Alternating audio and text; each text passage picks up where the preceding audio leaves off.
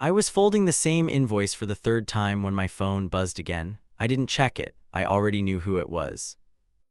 I smoothed the paper one last time and slid it into the manila envelope. It still smelled faintly of toner and that weird citrus cleaner my brother's mechanic shop used on the counters. A chemical kind of clean, artificial, sharp, forgettable, kind of like the partnership itself. I guess if I'm starting anywhere, it's with the garage. J&R Auto Repairs, that was supposed to be our thing. J for Jason, R for me, Ryan, brothers, partners, supposedly equals. We started it in the crumbling back half of a warehouse in our hometown outside Louisville, Kentucky.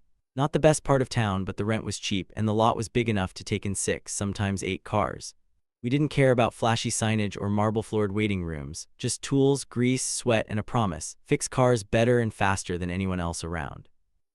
Jason was the engine guy, grew up tearing down his first Civic by the time he was 15. Me, I was always the paperwork dude: inventory, licensing, taxes, payroll, parts orders, website, the back-end ghost keeping the lights on. I didn't mind, not really.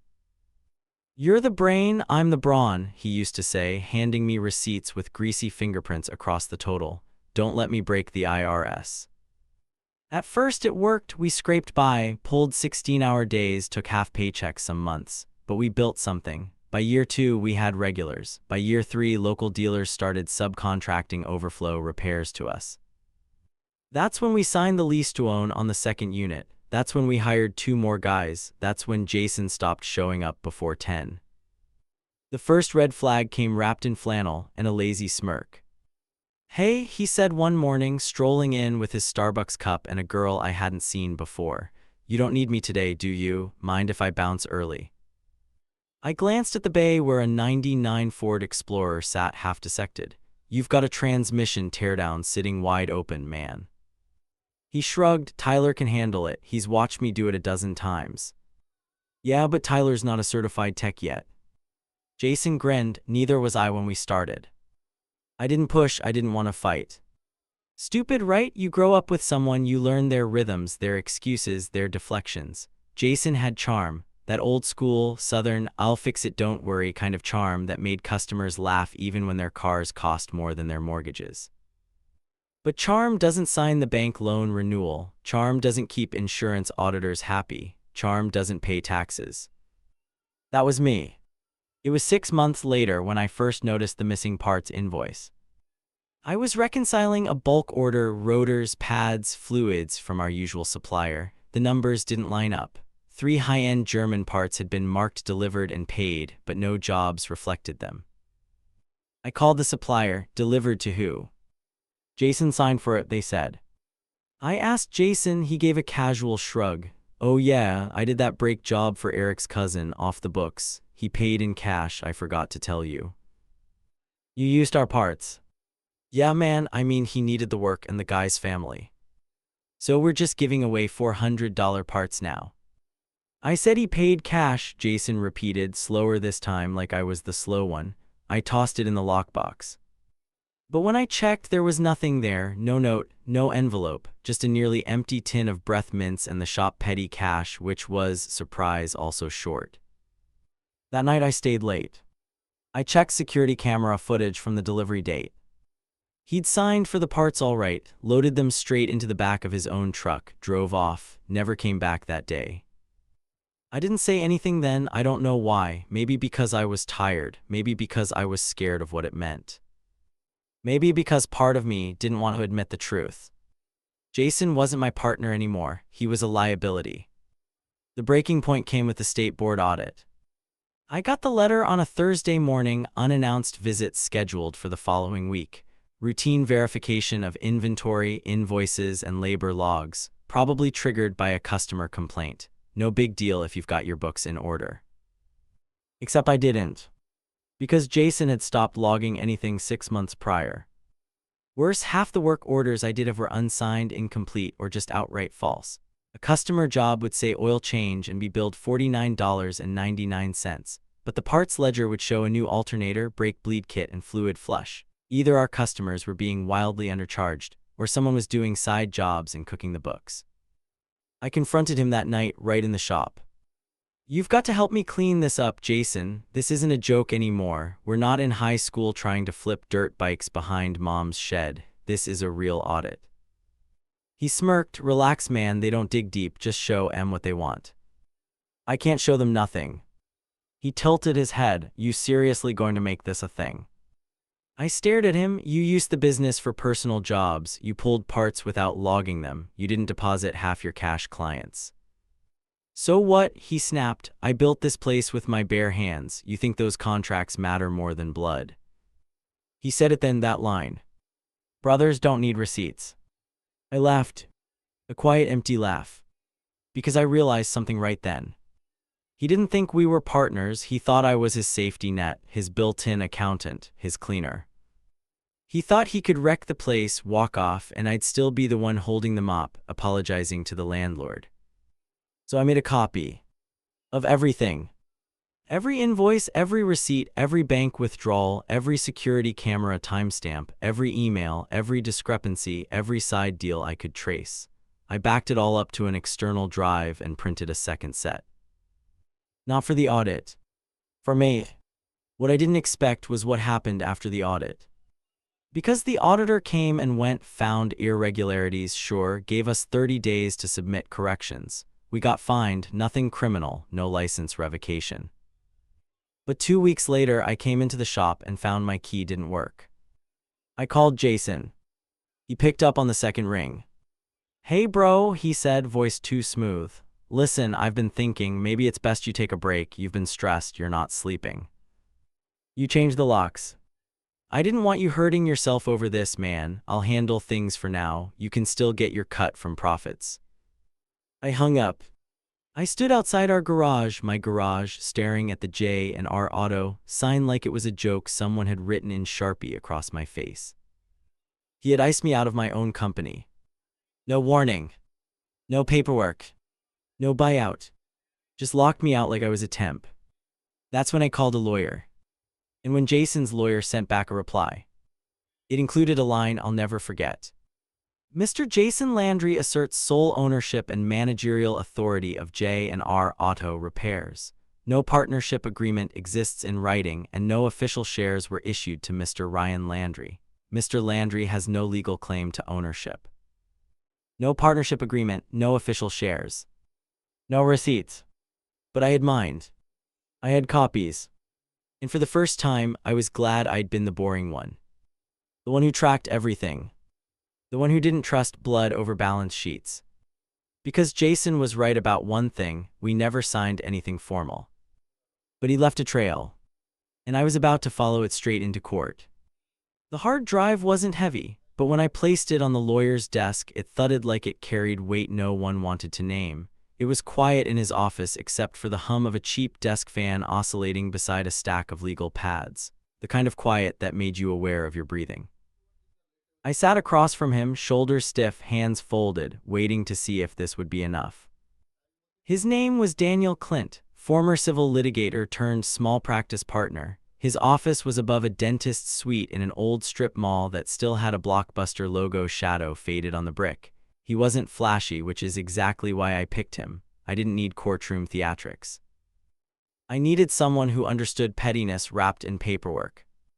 He adjusted his glasses, clicked the drive into his laptop, and started scrolling through folders I'd labeled meticulously. Cash logs, delivery receipts, bank discrepancies, Jason's side jobs. After 5 minutes, he stopped and leaned back. You've been building this case for a while. I shook my head. No, I was building the business. He just kept leaving a mess behind. He nodded once slowly. You understand that legally this will be a slog. I figured. No signed operating agreement, no share distribution, no official record of profit sharing or partner titles with the Secretary of State. I know. But... He clicked on a file. My voice played through a phone-recorded voicemail. Yo bro, can you order those calipers for Monday? Just put it on the shop card. I'll settle up after Eric pays. And hey, I'm claiming the Dodge job for myself. You take the Subaru. Daniel glanced up. This your brother? Yeah. He gave a tight smile. Then maybe, just maybe, we can make a claim for implied partnership and breach of fiduciary duty. It's a strange thing, prepping to go to war with someone who used to cut the crusts off your sandwiches. But that's what it felt like. War. And it wasn't quick. Before we could even file a formal complaint, Daniel said we needed to build the story, as he put it. We're not just arguing numbers, he explained, we're arguing intent. So I went back through 3 years of texts. I found receipts Jason had scribbled split 50-50 on. I pulled bank statements where my name was listed as an authorized user. Photos of us at business expos with matching shirts standing under banners that said Founders. Instagram videos where Jason introduced us both as co-owners. And then there was the lease. The unit we'd moved into during year 3. It had my signature right below his. Joint lease equal liability. You're telling me, Daniel said with a faint grin, he wants the court to believe you signed for a $3,500 a month commercial space as a glorified employee. I exhaled for what felt like the first time that week. Yeah, apparently. Meanwhile, Jason was busy telling everyone else a different story. Mutual friends started texting. Hey man, heard you dipped on J&R. Dude, Jason said you just bailated without notice. You okay? Jason said you were having a breakdown.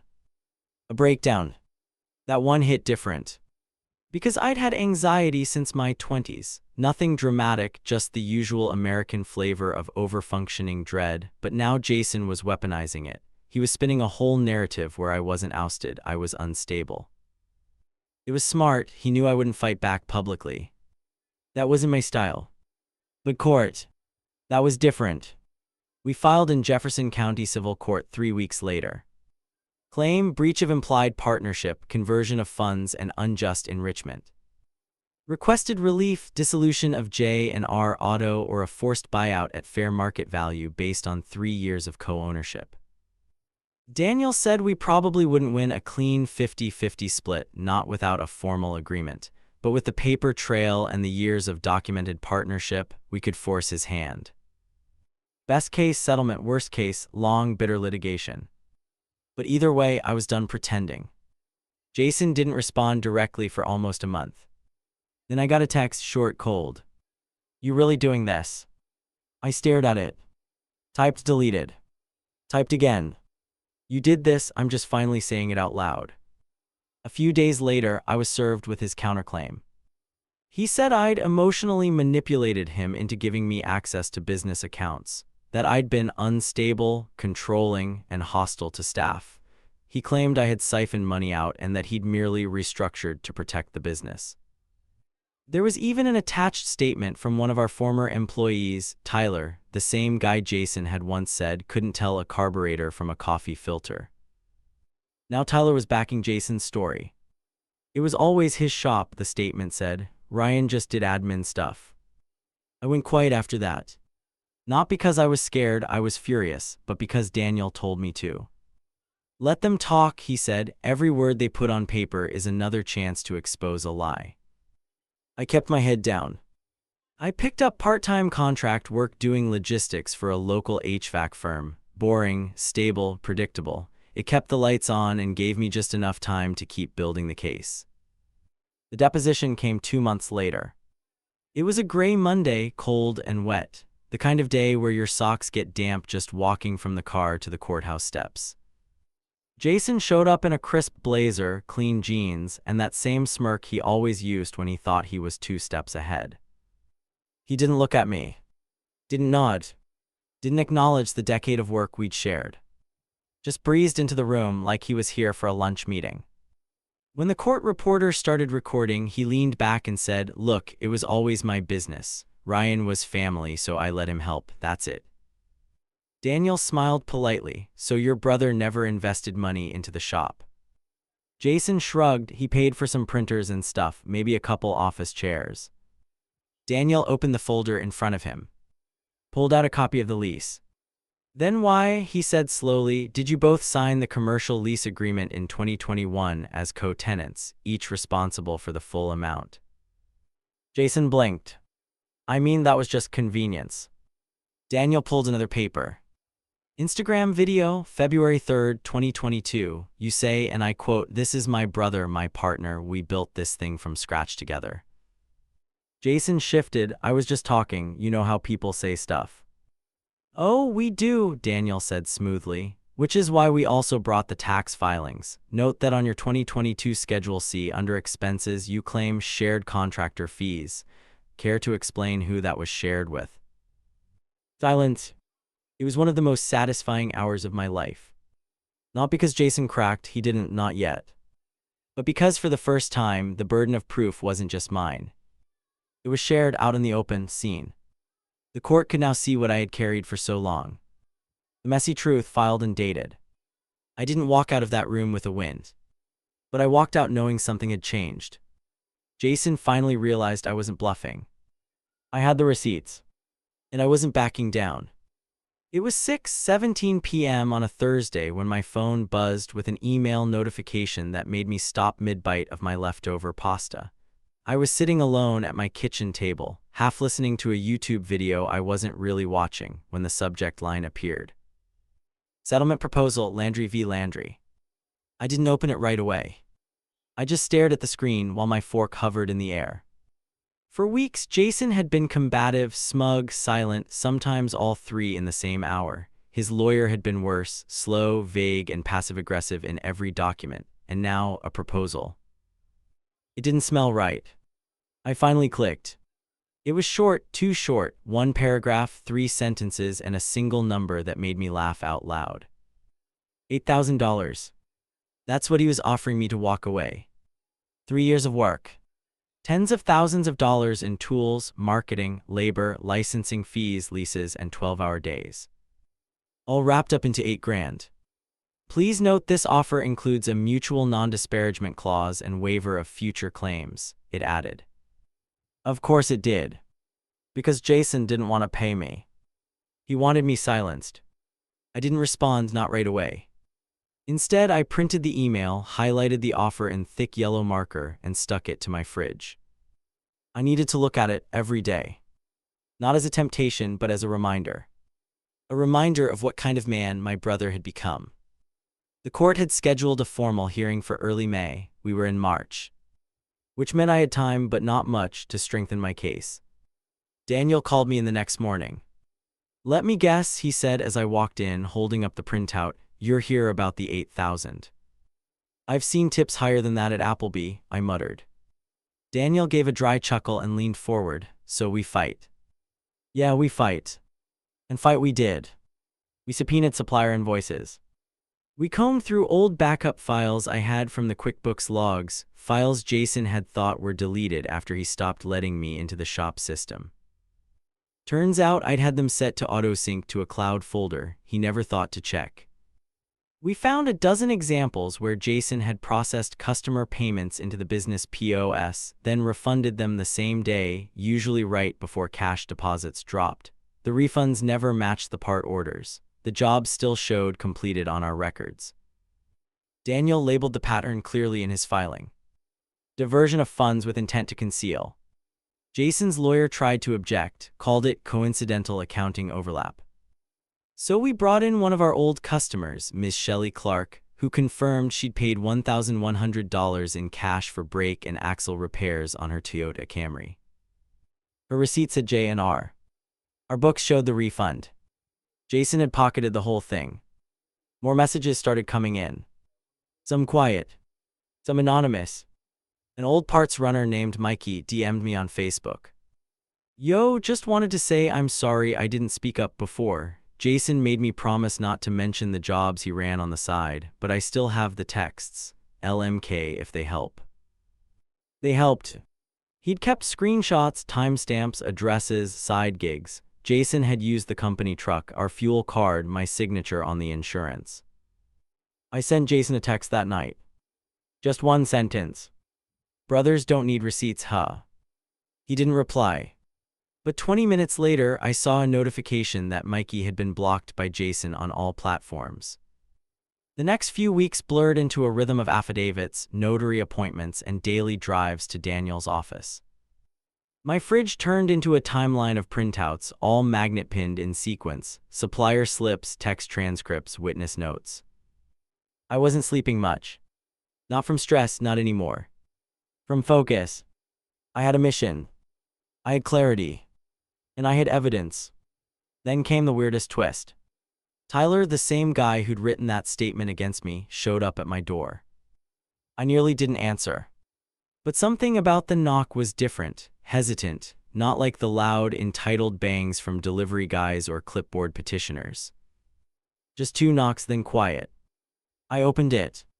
He stood there in jeans and a jacket that still had oil stains on the sleeves. "Hey Ryan," he said, scratching the back of his neck. "You got a minute?" I stepped out, didn't invite him in. He nodded like he expected that.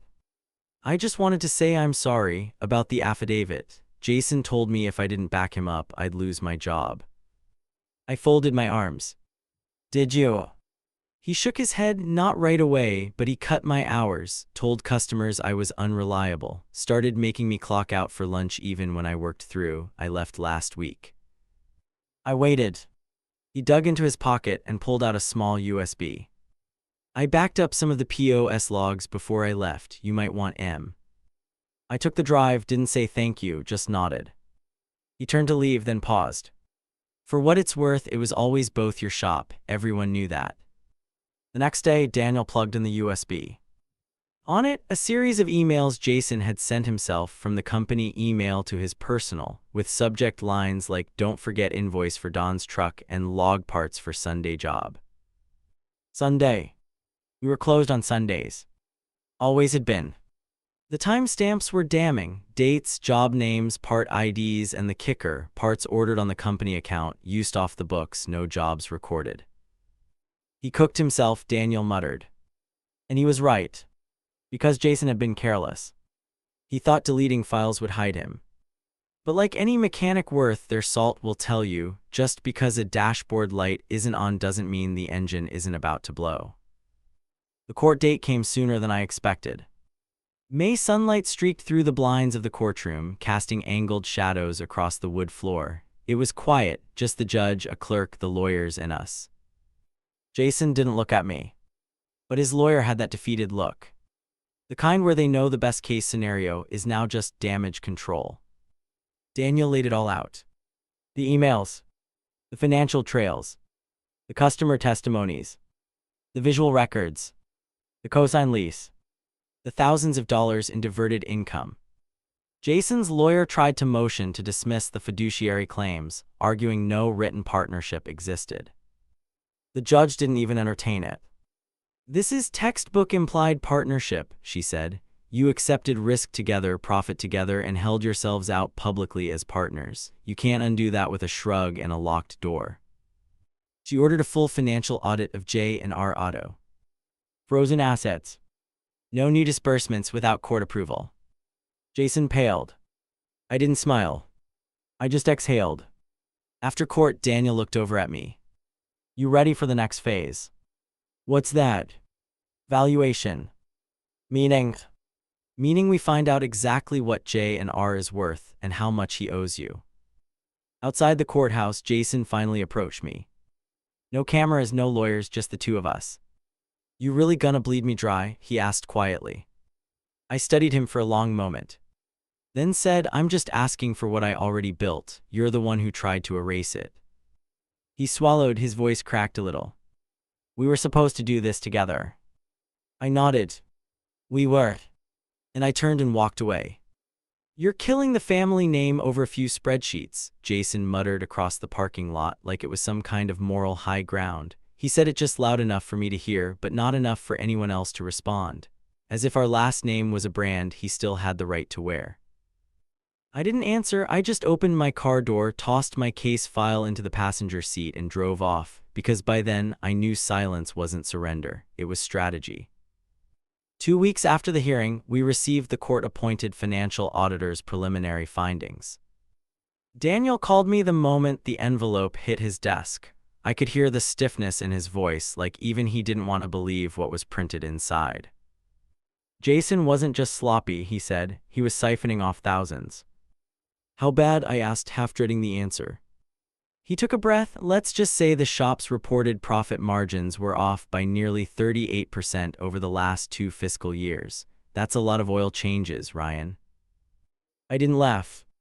The report confirmed what I already suspected. Jason had created a side economy inside J&R Cash jobs, parts marked promotional that were never actually discounted, duplicate vendor invoices, even Venmo payments from customers who thought they were tipping directly to the shop.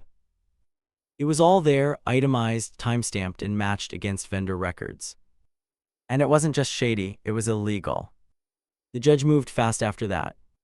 With the audit showing sustained financial manipulation, the court issued a temporary restraining order on Jason's operational control of the business. In plain terms, he was benched. No signing authority. No vendor orders. No bank access. A court-assigned trustee took over management until a final ownership ruling could be made. When Daniel called me with the news, I didn't cheer. I didn't fist pump. I just leaned back in my chair, staring at the same manila folder I'd been carrying for months, and finally allowed myself to breathe. Not because I'd won yet, but because, for the first time in a long time, Jason couldn't do more damage. Jason, of course, didn't take it well. He filed an emergency motion claiming undue financial hardship, saying he was being punished for standard small business practices. The judge denied it. Then he filed a request for private mediation to avoid further legal fees. We declined. Daniel's words were firm: "We're not here to cut losses, we're here for accountability." My parents called that night.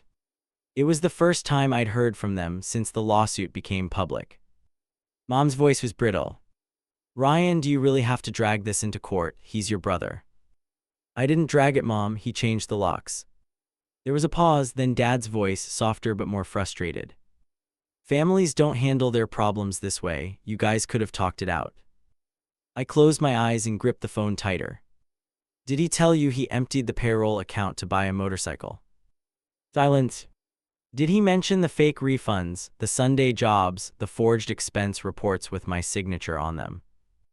More silence. "He said you were exaggerating," Dad mumbled. "Then maybe he should explain the IRS audit notice that showed up yesterday." They didn't respond after that. I knew it would be a while before I heard from them again. If ever. Jason's final card came a week before the valuation meeting. He showed up at my apartment. Unannounced. He looked thinner, unshaven. The confident smirk was gone, replaced by a look I hadn't seen on him since we were kids and he'd shattered Dad's windshield with a baseball. He was scared. "Look, man," he started, "I didn't mean for it to get like this." I didn't say anything, just waited. "I was gonna cut you back in eventually, I needed space. And yeah, I messed up the books a little, but that's what people do when they're trying to keep something afloat." I laughed once, dry and bitter. "You weren't keeping it afloat, you were building a jet ski on the side." He grimaced. "Okay, fine, I took some liberties, but you think airing it out in court was better? You think you're a hero now?" "No," I said, "I think I'm someone who stopped pretending loyalty means silence." He looked around the apartment like he was trying to find some moral high ground in the furniture. Then he said it. "I'll give you 40 grand and we call it even, that's more than fair." I stared at him. "That's not even a year's salary from what you took." "Don't be petty, man." I stepped forward. "I kept every invoice, every text, every bounced check. You didn't just steal from the shop, you stole from me. And the only reason you're standing here now is because you never thought I'd keep the receipts." He blinked. "You really want this to end with one of us bankrupt?" "It already did," I said. "I just stopped being the one eating the loss." The valuation meeting was brutal. The court trustee went line by line through every major asset, lease liability, and adjusted profit over the past 3 years. Then they dropped the final figure. J&R Auto was worth $312,400. Minus debts, equipment depreciation, and fines, Jason would now be solely responsible for. The net equity sat around $184,000. Daniel leaned in and said quietly, "This means we can push for a buyout or forced dissolution." Jason's lawyer asked for a continuance. Denied. The judge turned to Jason. "Mr. Landry, do you wish to buy out Mr. Ryan Landry's share at the evaluated amount, or shall the business be sold and proceeds divided?" Jason hesitated. He didn't look at me. "I'll buy him out," he muttered. It took another 2 months to finalize. I received $92,000 via certified bank check. No gag order. No NDA. Just clean separation. The judge included a final note in the decree. This court finds that Mr. Ryan Landry acted in accordance with documented fiduciary duty and maintained credible business records sufficient to establish partnership by conduct and performance. When I finally held the check in my hands, it didn't feel like a win. It felt like a scar. Something earned, but not something to celebrate. 3 years of sweat and loyalty. All cashed out. All to prove that being the brother who saves receipts wasn't betrayal, it was survival. I took a walk that night. Same streets I used to drive past on my way to J&R, back when things were still salvageable. I passed the corner gas station where Jason and I used to grab hot dogs during late shifts. The bench where we sat once, talking about opening a second shop in Nashville. The alley where I'd once parked overnight to unload parts in the snow. All ghosts now. All gone. I didn't text him. He didn't text me. Not even after the transfer cleared. That's probably how it'll stay. The check felt warm in my hand, fresh from the envelope. Not like the moment mattered, not really, but my thumb kept brushing the edge like it would change the weight of it. $92,000, hard proof I hadn't imagined everything. It wasn't just money. It was acknowledgement. It was the one thing Jason had refused me for years, legitimacy. I didn't cash it right away. I kept it on my desk, tucked under a coaster next to the unopened manila folder I used to carry to court like armor. There was something about seeing it there, among my half-drunk coffee cups and unpaid internet bill, that made the whole mess feel real. Final. My phone buzzed, a text from Daniel. Paperwork's all cleared, you're officially out. That was it. A whole chapter of my life, wrapped in 8 words. I went to the shop one last time. Not inside, I couldn't. Part of the buyout agreement was that I wouldn't step foot on J&R property again, unless legally required. But I parked across the street and just sat. The new sign was already up. J. Landry Auto Works. He'd stripped the ampersand, the R, the balance. Like I was never there. I expected to feel angry, bitter, spiteful. Instead, I just felt tired. Let him have the name. He'd earned the debts. I started freelancing again, logistics work at first, then consulting for small auto shops looking to expand. It was ironic, I had spent 3 years trying to keep one business together and now people were paying me to help grow theirs. One day, a guy named Lewis called me after hearing I'd been through hell and still kept clean books. He was opening a tire and alignment place outside Bowling Green. Said he didn't trust his cousin with the cash drawer. I laughed. Told him I could relate. I took a portion of the buyout and bought a used Ford F-150, reliable, nothing flashy.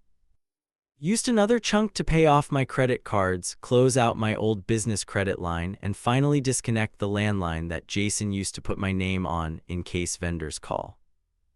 I made a spreadsheet just for me. Simple. Clean. Untouched by anyone else's hands. A few months later, I ran into Tyler again. He was working at a chain repair place now, nothing fancy, but they offered benefits and didn't short him on hours. Good to see you, man, he said. Heard you walked with close to 6 figures. I nodded, yeah, it took long enough. He chuckled, then looked off toward the horizon. Place isn't the same without you. Jason's always snapping at customers now, keeps talking about opening a second location. Hope he remembers the receipts this time. Tyler smirked, doubt it. My parents didn't call after the ruling. Didn't text. Didn't ask to hear my side. I heard from an aunt later that mom cried after she saw the court summary, said she didn't realize it had gotten so legal. Legal. Like she thought it was still just a fight between brothers over who got the last Pop-Tart. Not a business. Not a life's work. Not betrayal. Jason eventually sent one email. No subject line. Just one sentence. Hope it was worth it. I didn't reply. Because it was. Not the check, not the courtroom wins, not even the cleared name. It was worth it because I stopped apologizing for expecting respect. Because I proved, finally, that being quiet doesn't mean being weak, and being loyal doesn't mean being stupid. Some nights I still wake up thinking about the shop. The buzz of fluorescent lights over grease-slick floors, the clatter of a dropped socket wrench, the smell of burned rubber and old coffee filters. I remember laughing with Jason over a busted head gasket, swearing we never take in another late-model Chrysler again. I remember the look on his face the day we signed the lease. And I remember the sound of the lock clicking shut the morning he changed it. That's the part no one talks about. How business partnerships between family don't end with explosions, they end with small, quiet endings. A lock that doesn't turn. A check on the desk. A name missing from a sign. You don't even realize it's over until there's nothing left to fix. But I kept my copy. Because brothers may not need receipts. But courts do. And sometimes so do we. If this story moved you, subscribe for more real-life confessions and emotional journeys like this one.